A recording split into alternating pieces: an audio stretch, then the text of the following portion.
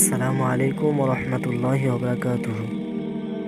প্রিয় ভিউয়ার্স, আপনারা দেখতে পাচ্ছেন এটি হলো মসুরডাঙ্গা আরবিয়া মাদ্রাসা, আর এদিকে এটি হলো সাইকেল গ্যারেজ। মাদ্রাসার সামনে সুন্দর ফিল্ড রয়েছে, তাই না? এখন রমজান মাসের জন্য মাদ্রাসা বন্ধ আছে।